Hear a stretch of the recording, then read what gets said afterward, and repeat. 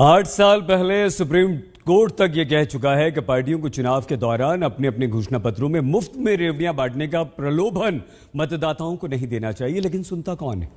अभी की सच्चाई आप जान लीजिए। गोवा में अरविंद केजरीवाल 300 यूनिट मुफ्त बिजली गोवा के लोगों को मुफ्त तीर्थ यात्रा करवाने का वादा कर रहे हैं। ये गोवा की बात है। उत्तर प्रदेश में कांग्रेस ने इंटर पास छात्राओं को फ्री स्मार्टफोन्स और ग्रेजुएट पास छात्राओं को फ्री इलेक्ट्रिक स्कूटी देने का वादा किया है। देखिए कांग्रेस का पहला यहां पर। इसके बाद यूपी में ही बीजेपी अपना वादा निभाते हुए छात्रों को मुफ्त में टैबलेट और स्मार्टफोन बांट रही है। बांटना शुरू कर दिया बीजेपी ने। अखिलेश यादव की पार्टी मुफ्त बिजली का वादा कर चुकी है। वो देखिए समाजवादी पार्टी सामने। पंजाब आइए, इसके बाद पंजाब आपको लिए चलते हैं। मुफ्त बिजली पंजाब में मुफ्त बिजली, महिलाओं को मुफ्त में 1 से 2 हजार रुपए हर महीने का भत्ता देने का वादा हो चुका है।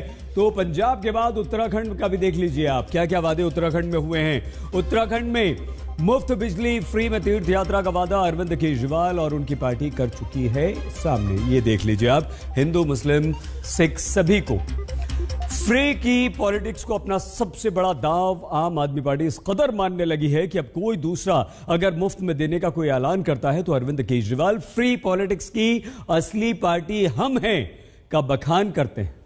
कैसे, वो भी हम आपको बताएंगे। नेता हो या मुफ्त में चीजें बांटते हैं या फिर सत्ता के लिए नेता लोग समाज को बांटते हैं।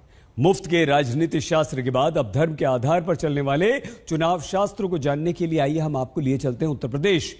उत्तर प्रदेश में चुनाव में बेरोजगारी, महंगाई, बिजली, सड़क, पानी के मुद्दे अभी सुनाई देने बंद हो चुके हैं। सीएए, एनआरसी, जिन्नावादी, नमाजवादी, समान नागरिक संहिता के मुद्दे उछल रहे हैं क्योंकि इनसे वोट बढ़ता है।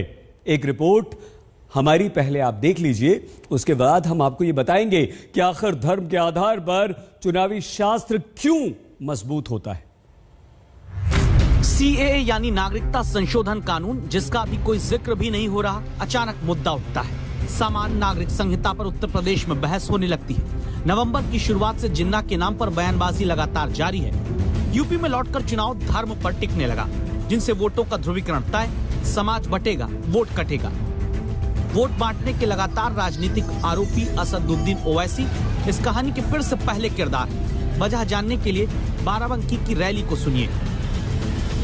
हम मुतालबा करते हैं कि सीएए कानून को भी वापस लिया जाए। हमसे मीडिया वाले पूछ रहे हैं कि अगर नहीं करे तो क्या करेंगे। अगर एनपीआर और एनआरसी का कानून बनाएंगे तो हम दोबारा रोड पे निकलेंगे। यहीं पर भी शाहीन बाग बनेगा इंशाअल्लाह ताला। याद रखना। सीएए यानी नागरिकता संशोधन कानून के खिलाफ दिल्ली के शाहीन बाग में 100 दिन तक आंदोलन चला था। उसी शाहीन बाग का जिक्र ओवैसी करते हैं। उत्तर प्रदेश में हर 10 में से 2 वोटर की ताकत रखने वाले मुस्लिमों को अपने साथ खींचने के मकसद से उत्तर प्रदेश की विधानसभा में 403 में से 143 सीट पर मुस्लिमों का असर है। 70 सीट पर मुस्लिम आबादी 20 से 30% के बीच है। 73 सीट ऐसी जहां मुसलमान 30% से ज्यादा। इसीलिए यूपी में शाहीन बाग बनाने की ओवैसी की चुनौती से जितने वोट मुस्लिमों के बटेंगे, दावा है उतने वोट समाजवादी पार्टी के घटेंगे। फायदा जानकार सीधे बीजेपी का बताते हैं। अरे उनका चाचा है भाई, ये तो चाचा भतीजाओं की पार्टी है, अपना कह दे वो कर लेंगे। ओवैसी तो बीजेपी का चाचा है, उसे टीवी पे कहने की जरूरत ही नहीं, उनको कह देगा, मान लेंगे उसकी बात। ओवैसी का काम ही ये है बांटने का। उसकी अपनी एक दुकान है, अगर वो लकीर नहीं खींचेगा तो चलेगी कैसे। ओबीसी विभाजन की राजनीति करते हैं, कांग्रेस विभाजन की राजनीति करती है। टुकड़े टुकड़े गैंग में लगभग सभी लोग शामिल हैं।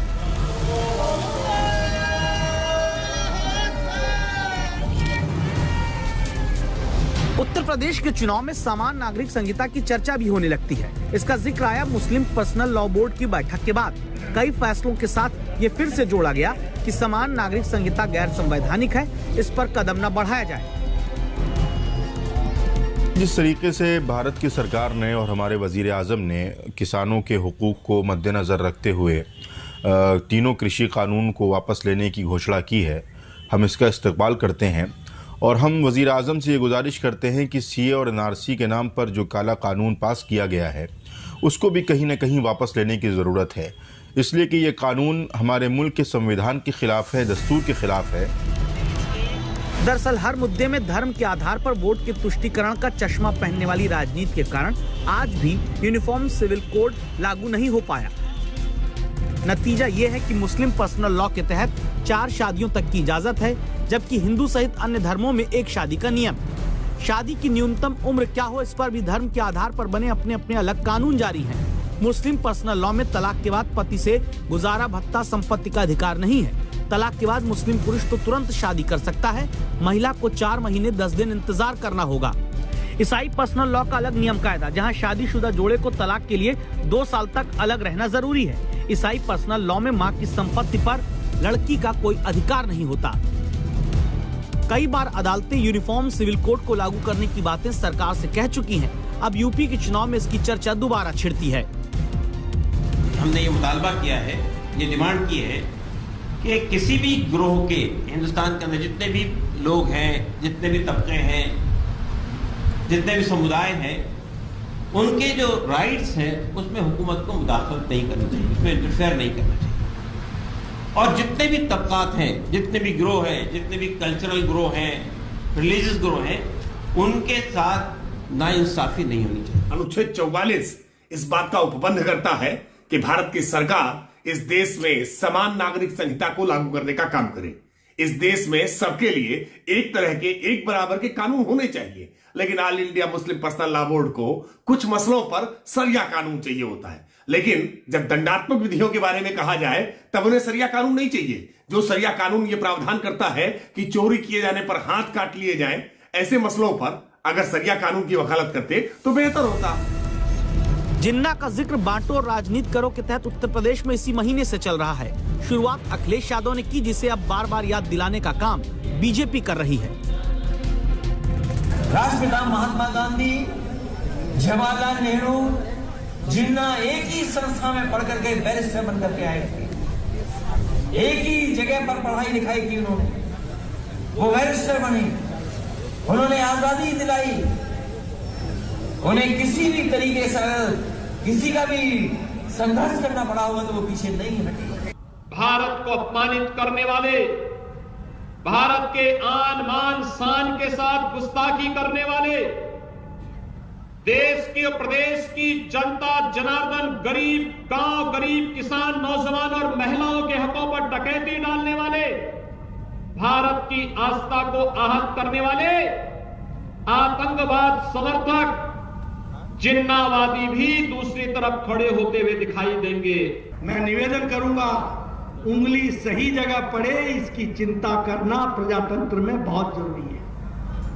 गलत जगह पड़ जाए तो जिन्ना याद आता है, सही जगह पड़ जाए तो राष्ट्रभक्त आगे खड़े हो जाते हैं और देश को आगे बढ़ा ले जाते हैं। अमेरिका के प्यू रिसर्च सेंटर के मुताबिक भारत के 60% से ज्यादा लोग रोज अपने धर्म के मुताबिक पूजा पाठ इबादत करते हैं। रिसर्च ये बताती है कि ऐसे लोगों की बड़ी तादाद है जो मानते हैं कि राजनेताओं का धार्मिक मसलों पर प्रभाव होना चाहिए। उसी प्रभाव का इस्तेमाल अपने हिसाब से बांटकर राजनीति करने के लिए नेता करते आ रहे हैं। अभिषेक मिश्रा के साथ कुमार अभिषेक, लखनऊ आज तक।